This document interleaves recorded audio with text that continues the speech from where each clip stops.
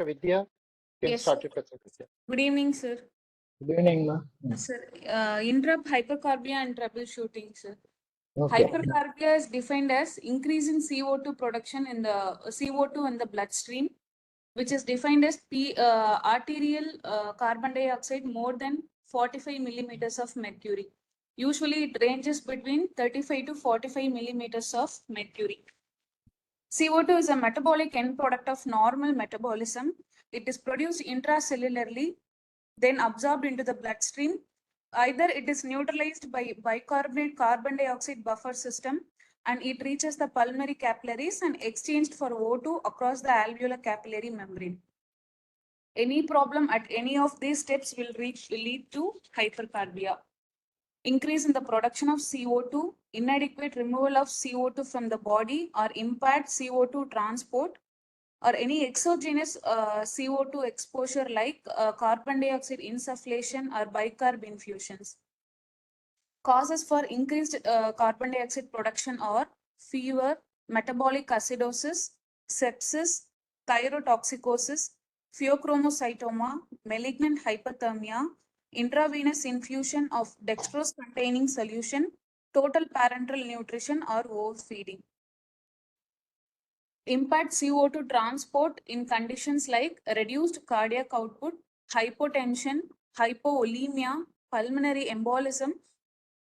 Impaired ventilation can be because of anesthesia-related causes, ventilator-related causes, patient-related causes, and surgery-related causes.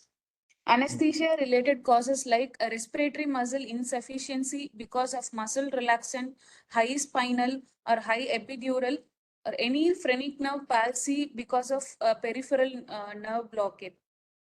Other causes like volatile anesthetics, excessive sedation, and excessive opioids, which leads to muscle insufficiency and also loss of central respiratory drive.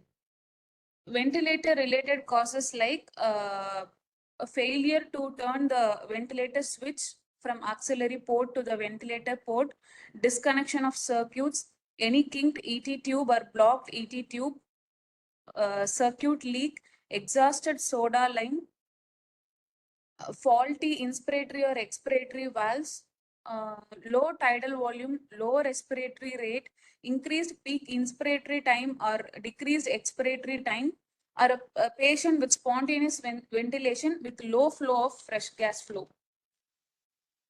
Patient-related causes like extreme ages, underlying any lung or renal pathology associated with neuromuscular disorders like myasthenia gravis, poliomyelitis, patient who are obese, history of obstructive sleep apnea, head or cervical cord injury.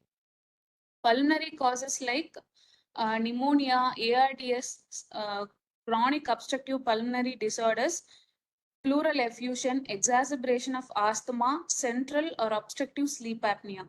Other causes like atelectasis, pulmonary embolism, which leads to VQ mismatch, and bronchospasm and also pneumothorax. Surgery-related causes like laparoscopic surgeries with carbon dioxide insufflation, any surgeries requiring one lung ventilation, surgeries requiring tourniquets. Effects of hypercarbia. CO2 has a role in pH buffering, so it can lead to acid-base imbalances. If it is acute, PaCO2 will be more than 45 millimeters mercury, where pH falls below 7.35, there will be no compensation of bicarb. If it is chronic, PaCO2 will be more than 45 millimeters of mercury. pH will be more or less compensated if the renal compensation is good and the bicarb level will be increased. In CNS, for each millimeter mercury rise in PaCO2, cerebral blood flow increases by 1.8 ml per 100 gram per minute, which the increased CO2 crosses the blood-brain barrier, which decreases the pH, causes vasodilation of cerebral blood vessels, increase in the ICP. Sometimes, if the PaCO2 level is more than 90 millimeters of mercury, which also decreases the seizure threshold, which means that CO2 narcosis. In respiratory system, hypercarbia leads to increased pulmonary vascular resistance, it potentiates hypoxic pulmonary vasoconstriction. It may lead to hyperventilation or hypoventilation based on the cause of hypercarbia. Cardiovascular system, it increases the epinephrine and norepinephrine, which leads to increase in heart rate, blood pressure, sometimes cardiac arrhythmias. Very high level of carbon dioxide causes hypotension and bradycardia, leading to cardiovascular collapse. In GAT and renal, it causes vasodilation and increases hepatic and portal venous blood flow, causes retention of bicarbonate in response to increased carbon dioxide, which leads to compensatory metabolic alkalosis, which also leads to increased potassium leakage from the cells into plasma. The signs and symptoms, if it is acute and the patient is conscious, patient will be dyspneic, fatigue, confusion, and sometimes it will lead to somnolence, unconsciousness, and coma. Other signs and symptoms like abnormal muscle twitches, palpitation, hyper or hypoventilation, patient will develop seizure, arrhythmia, use of accessory respiratory muscles. On auscultation, based on the diagnosis, patient may have wheeze, rales, or rhonchi, sometimes decreased breath sounds because of pneumothorax. Patient will have cardiac murmurs, signs of hypoxia, muscle weakness. Because of increased ICP, patient will have papilledema. And because of CO2 narcosis, hypercarbia, patient will have asterixis. Management is based on the cause. So first we have to identify and treat the cause, and we have to maintain the oxygen saturation between 90 to 95%. Hypercarbia is mostly as a result of hypoventilation. So primary treatment is to augment the ventilation. If the patient is maintaining airway and breathing, the first line is to give the patient non-invasive positive pressure ventilation, especially CPAP or bilevel positive airway pressure.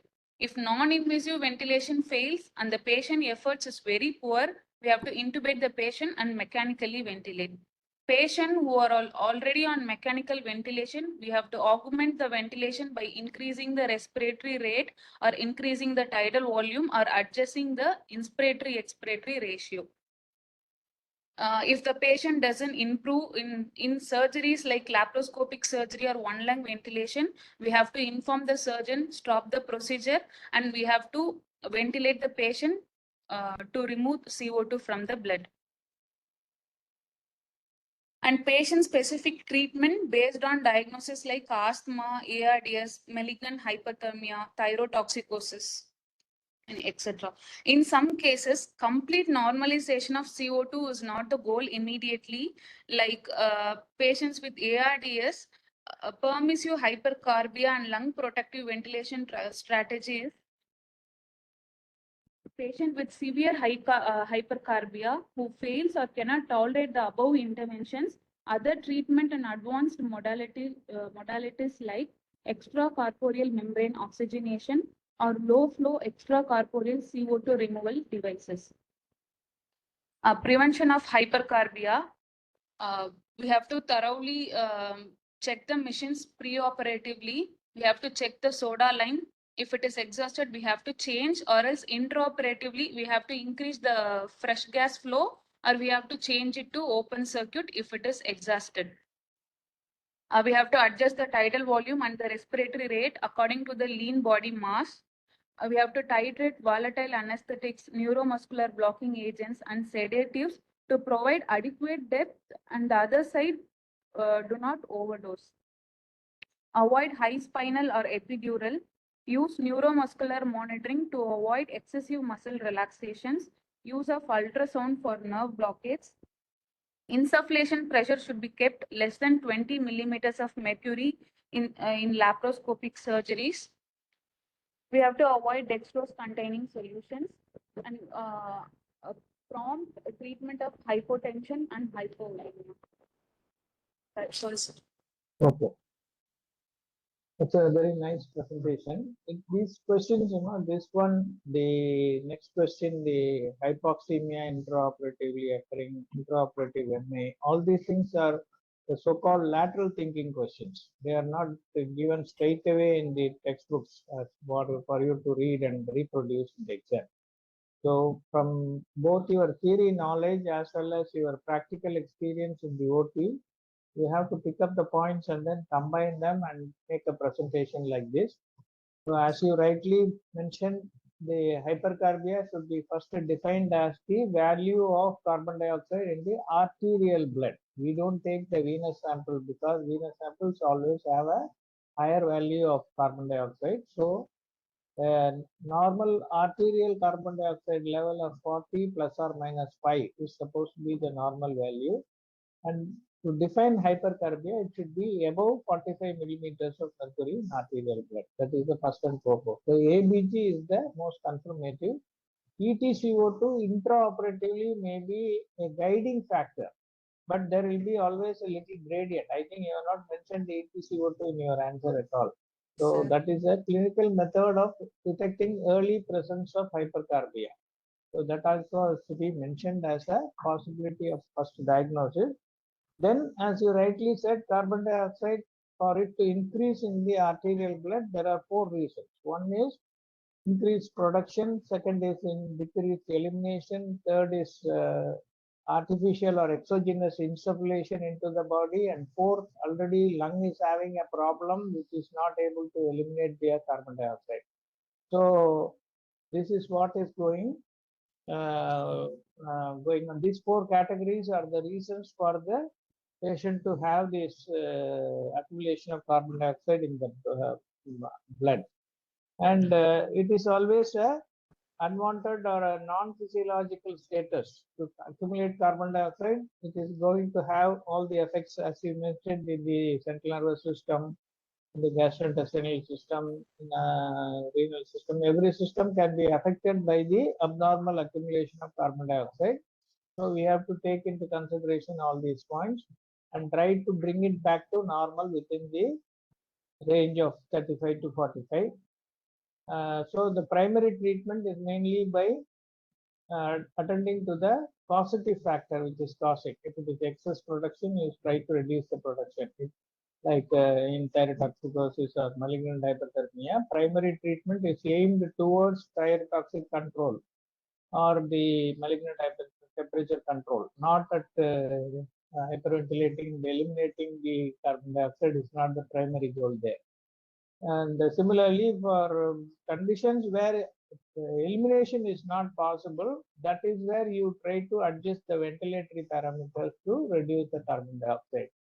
And if it is exogenously insufflated carbon dioxide, I don't think one lung ventilation produces a major factor for hypercarbia. It is more for hypoxemia rather than hypercarbia. So thoracoscopy, video-assisted thoracoscopy, laparoscopy, these are the procedures where carbon dioxide insufflation is used. So they are the culprits for increasing that. And they can, because they are iatrogenic, we can always withdraw the insufflation and reduce the carbon dioxide accumulation in the body.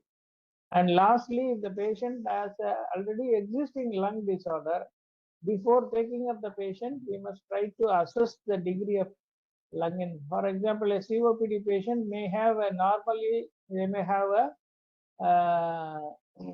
CO2 of 40, 50 or 55 routinely.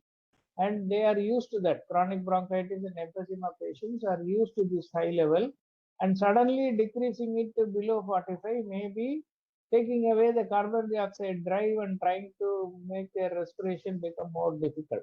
So in that such situation, you try to maintain at the baseline value instead of bringing it back to less than 45 as a right normal physiological value.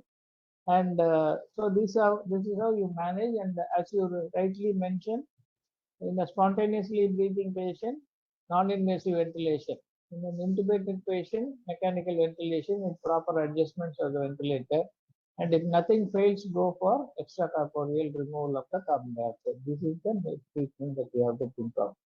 Very well presented. And just for your visual impression, I will just show you